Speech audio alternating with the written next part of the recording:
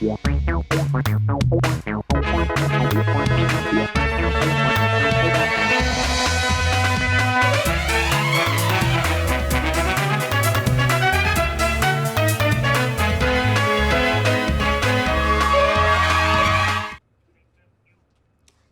आप देख रहे हैं राष्ट्रीय समाचार और मैं हूं आपके साथ प्रिया। आइए एक नजर डालते हैं आज की हेडलाइंस पर। ओम प्रकाश राजभर ने बढ़ाई बीजेपी की मुश्किल, कर दिया ऐलान, बिहार में बन सकती है आरजेडी सरकार। बिहार चुनाव के दूसरे चरण की वोटिंग से 48 घंटे पहले नेपाल सीमा सील, केंद्रीय बलों की 1500 से अधिक कंपनियां। सिब्बल का दावा, हरियाणा से 6 स्पेशल ट्रेन बिहार भेजी गई, इनमें 6000 लोग गए। आरजेडी सांसद बोले सभी प्रोफेशनल वोटर्स हैं। मुंबई से कोलकाता जा रही फ्लाइट के इंजन में आई खराबी, करानी पड़ी इमरजेंसी लैंडिंग। भोपाल में बड़ा हादसा, तेज रफ्तार वाहन ने नौसेना के 2 जवानों की ली जान, आरोपी मौके से फरार।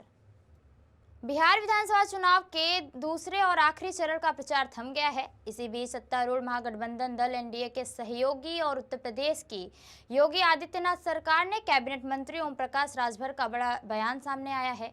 ओम प्रकाश राजभर ने बिहार में बम्पर वोटिंग के बाद महागठबंधन की सरकार बनने की उम्मीद जता दी है। उनका ये बयान मतदान से पहले एनडीए के लिए झटका साबित हो सकता है। राजभर ने बिहार में बम्पर वोटिंग के बाद राष्ट्रीय जनता दल आरजेडी सरकार बनने की उम्मीद जताई है। उन्होंने कहा, अगर 60% से ऊपर वोटिंग होती है तो महागठबंधन की सरकार बनती है। मतदान के 48 घंटे पहले चंपारण से किशनगंज तक भारत और नेपाल को जोड़ने वाली 700 किलोमीटर अधिक लंबी सीमा को सील कर दिया गया है। बीएसएफ और पुलिस गश्ती और जांच अभियान चला रही है। बिहार विधानसभा चुनाव के दूसरे चरण के मतदान में सीमाई चुनौतियां, नक्सल प्रभाव को साधना पुलिस प्रशासन के लिए बड़ी चुनौती होगी। इसी कारण मतदान से 48 घंटे पहले ही नेपाल सीमा सील कर दी गई है। झारखंड और यूपी से लगी बिहार की सीमाओं पर चौकसी बढ़ा दी गई है। इसी चरण में 1 दर्जन जिले अंतर्राष्ट्रीय या अंतर्राज्यीय सीमाओं को साझा करते हैं। कुछ में नक्सलियों का भी आंशिक प्रभाव है। इसको देखते हुए राज्य सरकार और केंद्रीय एजेंसियां मिलकर काम कर रही हैं। मतदान के 48 घंटे पहले चंपारण से किशनगंज तक भारत और नेपाल को जोड़ने वाली जो सीमा है उसे सील कर दिया गया है। बीएसएफ और पुलिस गश्ती और जांच अभियान चला रही है। झारखंड, यूपी और बांग्ला से लगे जिलों में चौकसी बढ़ा दी गई है। इन जिलों में 450 चौकियां बनाई गई हैं। पड़ोस राज्य के जिलों में भी मिरर चेक पोस्ट बने हैं। कांग्रेस के राज्यसभा सांसद कपिल सिब्बल और राजद सांसद एडी सिंह ने दावा किया है कि बिहार चुनाव के पहले फेज की वोटिंग से पहले हरियाणा से 6000 लोग बिहार भेजे गए हैं। ये सभी प्रोफेशनल वोटर्स हैं। उन्होंने कहा कि हरियाणा से 3 नवंबर को 6 विशेष ट्रेनें चलाई गई हैं। पहले सुबह 10 बजे करनाल से बरौनी, दूसरी ट्रेन सुबह 11 बजे करनाल से भागलपुर और दिन में 3 और 4 बजे गुरुग्राम से भी 2 ट्रेनें भागलपुर गई हैं। हर ट्रेन में औसतन 1500 यात्री थे। उन्होंने हरियाणा से बिहार भेजे गए लोगों के संदिग्ध वोटर होने की आशंका जताते हुए जांच की मांग भी की है। बता दें कि बिहार की सभी 243 सीटों पर 2 चरण में चुनाव है। पहले चरण के लिए 6 नवंबर को वोटिंग हो चुकी है। दूसरे चरण के लिए 11 नवंबर को वोटिंग होगी। वहीं चुनाव के नतीजे 14 नवंबर को जारी किए जाएंगे।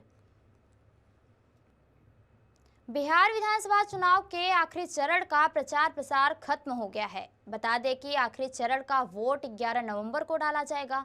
वहीं इसको लेकर इलेक्शन कमीशन की ओर से पूरी तैयारी कर ली गई है। दरअसल बता दें कि तमाम पार्टियों के स्टार प्रचारक इस बिहार विधानसभा चुनाव के मैदान में कूदे हुए थे। यहां तक बीजेपी शासित राज्य के कई मुख्यमंत्री बिहार में प्रचार प्रसार कर रहे थे। प्रधानमंत्री नरेंद्र मोदी खुद मोर्चा संभाले हुए थे। ज्यादा जानकारी दे रहे हैं हमारे संवाददाता विवेक। 90 का रिकॉर्ड तोड़ा, लेकिन दूसरे चरण में परसेंटेज कितने हो गए वह देखने वाली बात होगी। लेकिन जो हम अगर विधानसभा चुनाव में अगर जिक्र करें तो धुआंधार जो है बीजेपी की ओर से भी प्रचार प्रसार किया गया। इसके साथ ही साथ जो तेजस्वी यादव की ओर से भी प्रचार प्रसार किया गया और लगातार जो है बीजेपी के कई बड़े नेता जो हैं बिहार में कैंप किए। यहाँ तक प्रधानमंत्री नरेंद्र मोदी हैं जो खुद बिहार में मोर्चा संभाले रहे। इसके साथ ही साथ गुजरात के कई मंत्री जो हैं वो बिहार में मोर्चा संभाले।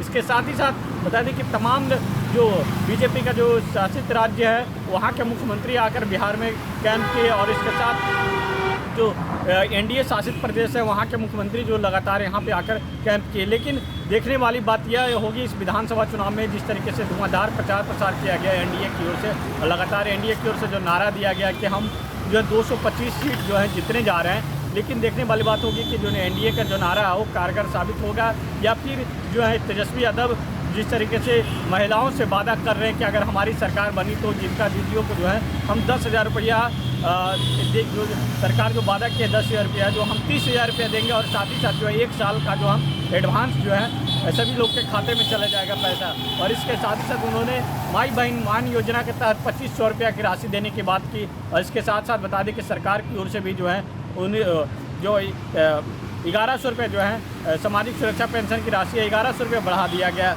और 125 यूनिट जो बिजली है बिजली फ्री दी गई। लेकिन इस बार का जो विधानसभा चुनाव है वो किसके सर पर जो है ताज पोशी होगा यह 14 नवंबर को पता चलेगा। लेकिन जो है 2 दिन के बाद जब वोटिंग होगी दूसरे पेज का, उसमें देखने वाली बात होगी कि क्या जो जिस तरीके से प्रचार प्रसार किया गया एनडीए की ओर से या फिर जो महिलाओं को लेकर जिस तरीके से वादे किए गए दोनों गठबंधन की ओर से, वह वादा जो है आने वाला जो समय होगा उसमें क्या किस पर जनता विश्वास जताती है ये तो 14 नवंबर को पता चलेगा। लेकिन जो 11 नवंबर को जो वोटिंग होगी उसमें क्या परसेंटेज का एंट्री होता है ये देखने वाली बात होगी, क्योंकि पहले चरण में जो है 64% कुछ जो है परसेंट जो है जो वोटिंग हुई जो 1990 का रिकॉर्ड तोड़ा। और ऐसे में 122 सीटों पर जो है दूसरे चरण में जो वोटिंग होगी, पहले फेज में 121 सीटों पर हुआ था वोटिंग और दूसरे फेज में जो 122 सीट पर होंगे। तो ऐसे में अब देखने वाली बात यह होगी कि जिस तरीके से धुआंधार जो प्रचार प्रसार किया गया उसका जो है जो एनडीए को फ़ायदा होता है या फिर जो महागठबंधन है, महागठबंधन जो सीएम का जो कुर्सी को लेकर तेजस्वी यादव पाले हुए हैं कि हम सीएम बनने जा रहे हैं। तेजस्वी यादव का जन्मदिन भी है, तेजस्वी यादव को लगातार जो है जन्मदिन के लोग बधाई भी दे रहे हैं। यहाँ तक आरजेडी कार्यालय के बाहर कई बड़े पोस्टर लगाए कि देश का सबसे कम उम्र का अगर युवा सीएम कोई होगा तो वह तेजस्वी यादव होंगे, तेजस्वी यादव को जन्मदिन की बधाई। लेकिन जन्मदिन की बधाई तेजस्वी यादव को इस बीच में लगातार दिया जा रहा है। लेकिन 14 नवंबर को क्या तेजस्वी के जो सर पर है ताजपोशी होगा या फिर जो है नीतीश की फिर से घर वापसी होती है। पटना से विवेक रंजन। यूपी के प्रतापगढ़ में एक तस्कर के घर पर पुलिस ने जब छापा मारा तो 2 करोड़ रुपए कैश मिले। पूरी रकम 100, 50 और 20 रुपए के नोटों की थी। पुलिस वालों ने नोट गिनने शुरू किए लेकिन कुछ ही देर में गिनते गिनते थक गए।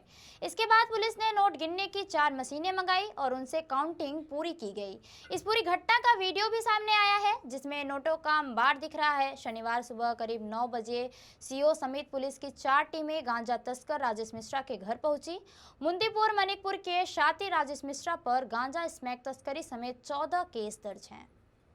राज्यसभा सांसद और पूर्वी केंद्रीय मंत्री कपिल सिब्बल ने भारतीय रेलवे पर आरोप लगाए हैं। उन्होंने दावा किया है कि बिहार चुनाव से पहले 3 नवंबर को हरियाणा से एक दिन में 4 स्पेशल ट्रेनें चलाई गईं। इन ट्रेनों से बिहार चुनाव में फर्जी वोट देने के लिए नकली वोटर भेजे गए हैं। सिब्बल के दावे पर अब रेलवे मंत्रालय की ओर से जवाब दिया गया है। रेलवे मंत्रालय ने सूत्रों से कहा कि चुनाव से संबंधित किसी भी राजनीतिक दल की बुकिंग रेलवे के पास नहीं आई है। रेलवे की ओर से त्योहारी सीजन को देखते हुए रेगुलर ट्रेनों के अलावा 30 नवंबर 2025 तक 1275 स्पेशल ट्रेनों के फेरे लगाने का निर्णय लिया गया था, जिसकी जानकारी और रूट सार्वजनिक किया जा चुका है। इसके अलावा बिहार विधानसभा चुनाव से संबंधित किसी राजनीतिक दल की ओर से किसी भी तरह की बुकिंग रेलवे को नहीं प्राप्त हुई है। राष्ट्रीय स्वयं सेवक संघ के चीफ मोहन भागवत ने कहा कि संघ की सोच समावेशी है। शाखा में मुस्लिम भी आते हैं, ईसाई भी आते हैं और हिंदू भी आते हैं। हम यह नहीं पूछते हैं कि कौन क्या है, हम सब भारत माता के पुत्र हैं। यही संघ की कार्यशैली है। उन्होंने कहा, हमारा किसी एक दल से कोई विशेष लगाव नहीं है। संघ की कोई पार्टी नहीं है, कोई भी पार्टी हमारी नहीं है और सभी पार्टियां हमारी हैं, क्योंकि वे भारतीय दल के हैं और हम राष्ट्रीय नीति समर्थन करते हैं, राजनीति का नहीं। हम देश को एक दिशा देना चाहते हैं, जो उस दिशा में काम करेगा हम उसका समर्थन करेंगे। इससे पहले भागवत ने कहा था कि संघ भगवा झंडे को मानता है, तिरंगे को नहीं। इस मुद्दे पर भागवत ने कहा कि संघ में भगवा को गुरु मानते हैं, लेकिन हम तिरंगे का बहुत सम्मान करते हैं। दरअसल भागवत ने यह बात कर्नाटक के बेंगलुरु में विश्व सांसद केंद्र में 8 से 9 नवंबर तक 2 दिनों के 100 ईयर्स ऑफ संघ जर्नी न्यू हेरोजाइंस लेक्चर सीरीज में कही है। इसका आखिरी दिन था जब कांग्रेस सांसद शशि थरूर एक बार फिर अपने बयान को लेकर सुर्खियों में हैं। इस बार उन्होंने बीजेपी के वरिष्ठ नेता और पूर्व उप प्रधानमंत्री लालकृष्ण आडवाणी की राजनीतिक विरासत का बचाव किया है। थरूर का कहना है कि जैसे जवाहरलाल नेहरू और इंदिरा गांधी के लंबे सार्वजनिक जीवन को केवल एक घटना से नहीं आंका जा सकता, वैसे ही आडवाणी के दशकों के राजनीतिक योगदान को भी एक प्रकरण के आधार पर सीमित करना अनुचित है। थरूर ने सोशल मीडिया प्लेटफॉर्म एक्स पर लिखा कि आडवाणी के लंबे सार्वजनिक जीवन को सिर्फ एक घटना से जोड़कर देखना सही नहीं है।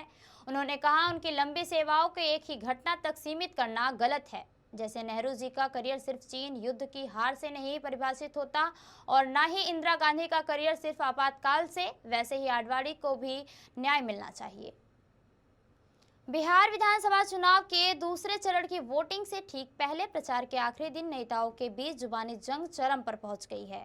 बीजेपी के राहुल गांधी की पंचमढ़ी जंगल सफारी पर सवाल उठने और गिरिराज सिंह के बुर्के वाले बयान के बाद कांग्रेस नेता राशिद अल्वी ने कड़ा पलटवार किया है। अल्वी ने प्रधानमंत्री नरेंद्र मोदी की तुलना पाकिस्तानी सेना के पूर्व commander in chief Ayub Khan के साथ की है।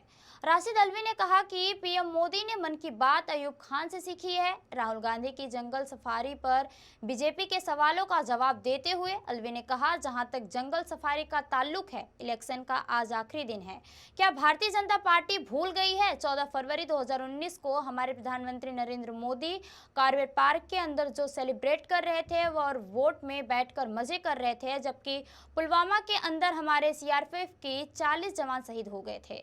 क्या बीजेपी भूल गई है इस बात को कि उन्हीं के गवर्नर सतपाल मलिक ने कहा था कि प्रधानमंत्री और अजीत डोभाल ने सतपाल मलिक और खामोश रहो पाकिस्तान पर इल्जाम भी लगा दिया था। आम आदमी पार्टी ने दिल्ली में आगामी एमसीडी उपचुनाव के लिए उम्मीदवारों की लिस्ट जारी की है। इसमें आपने अलग अलग वार्डों से 12 उम्मीदवारों के नाम का ऐलान भी किया है। इस लिस्ट के मुताबिक दक्षिण पूर्वी से पार्टी ने रामस्वरूप कनौजिया को मैदान में उतारा है, वहीं संगम बिहार से ऐसे अनुज शर्मा पर भरोसा जताया है। इसके साथ ही ग्रेटर कैलाश से ईशान गुप्ता को टिकट दिया गया है। इसके अलावा आम आदमी पार्टी की ओर से एमसीडी उपचुनाव को लेकर विनोद नगर से गीता रावत को टिकट दिया गया है। शालीमार बाग से बबीता हलवात को उम्मीदवार बनाया गया है। अशोक विहार से सीमा विकास गोयल को टिकट दिया गया है। बेंगलुरु की परपन्ना अग्रहारा सेंट्रल जेल के अंदर का एक वीडियो सामने आया है, जिसमें आईएसआईएस के आतंकी जुहैब हमीद शकील मन्ना फोन इस्तेमाल करता दिख रहा है। शकील को एनआईए ने 17 नवंबर 2021 को दिल्ली के इंदिरा गांधी इंटरनेशनल एयरपोर्ट से गिरफ्तार किया था। उस पर युवाओं को आतंकी संगठन में भर्ती करने और फंड जुटाने का आरोप है। इसके अलावा वीडियो में सीरियल किलर और रेपिस्ट उमेश रेड्डी को भी मोबाइल फोन इस्तेमाल करते हुए देखा जा सकता है। कुछ कैदी जेल के अंदर टीवी देखते भी नजर आ रहे हैं। हालांकि अभी इस वीडियो की पुष्टि होनी बाकी है।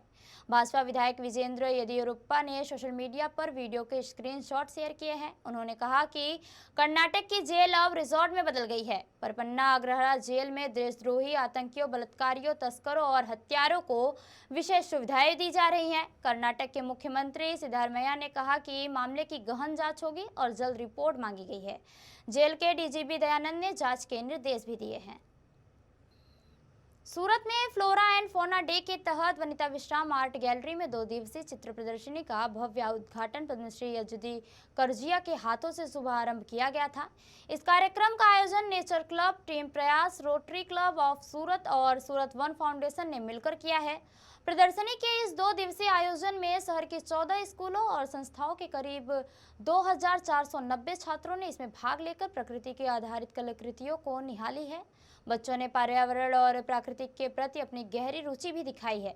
प्रदर्शनी के 2 दिन तक जनता के लिए खुली रही। राष्ट्रीय समाचार से बात करते हुए यातिश पारेख ने सार्वजनिक एजुकेशन सोसाइटी के आयोजक से सूरतवासियों से अपील की है कि वे अपने बच्चों के साथ आकर प्रकृति और कला के इस सुंदर संगम का आनंद लें। उन्होंने बताया कि इस प्रतियोगिता में 1 से लेकर 8 तक के वर्ग के बच्चों ने भाग लिया है, जिसमें 3 ग्रुप बनाए गए थे। वर्ग 1 से 3, वर्ग 4 से 6 तथा 7 से 8 बनाए गए हैं, जिसमें मूक बधिर स्कूल के बच्चे भी शामिल थे। सूरत जिले के बारडोली तालुका के कड़ोद गांव से कल शाम एक दर्दनाक खबर सामने आई है। गांव के निवासी जिग्नेश भाई लल्लू भाई भंडारी अपनी बेटी प्रियांशी के साथ दिवाली की छुट्टियों में नेपाल घूमने गए थे। दोनों 14 तारीख को नेपाल के सुदूर पहाड़ी इलाके में ट्रैकिंग के लिए निकले थे। शुरुआत में सब कुछ सामान्य था, लेकिन अचानक भारी बर्फबारी शुरू हो गई और पिता और पुत्री का परिवार से संपर्क टूट गया। लगातार संपर्क न होने पर परिजनों ने चिंता जताई और खोजबीन शुरू कर गई। नेपाल के स्थानीय रेस्क्यू दल ने कई दिनों तक तलाश जारी रखी। आखिरकार कल दोनों के शव बर्फ में दबे मिले। बताया जा रहा है कि जिस इलाके में वे ट्रैकिंग कर रहे थे वहां मौसम अचानक बिगड़ गया था और लगातार हो रही बर्फबारी के कारण रास्ता भटक गए थे। पंजाब नेशनल बैंक से जुड़े घोटाले के मामले में मेहुल चोकसी की संपत्तियां नीलाम की जाएगी। मुंबई के पीएमएलए कोर्ट ने मेहुल चोकसी की गीतांजलि जेम्स की कई संपत्तियों की नीलामी की मंजूरी दे दी है। मुंबई की अदालत ने मेहुल चोकसी की लगभग 46 करोड़ रुपए की संपत्ति और चांदी की ईंटों की नीलामी की अनुमति दी गई है। मुंबई की एक विशेष अदालत ने 23,000 करोड़ रुपए के पंजाब नेशनल बैंक धोखाधड़ी मामले के केंद्र में रही कंपनी गीतांजलि जेम्स लिमिटेड को भगोड़े कारोबारी मेहुल चोकसी से जुड़ी 13 असुरक्षित संपत्तियों का मूल्यांकन और नीलामी करने की अनुमति दे दी है। इन सूचीबद्ध संपत्तियों में बोरीवली में 4 आवासीय फ्लैट, बांद्रा कुर्ला कॉम्प्लेक्स में भारत डायमंड बोर्ड्स में कार्यालय परिसर, गोरेगांवपुर में विरवानी औद्योगिक एस्टेट में 4 औद्योगिक इकाइयां और जयपुर विशेष आर्थिक क्षेत्र में स्थित चांदी की ईंटें, अर्धकीमती पत्थर और आभूषण बनाने वाली मशीनें भी शामिल हैं जा रही है। तो ये थी अब तक की खास खबरें और खबरों के लिए बने रहिए हमारे साथ। तब तक के लिए नमस्कार।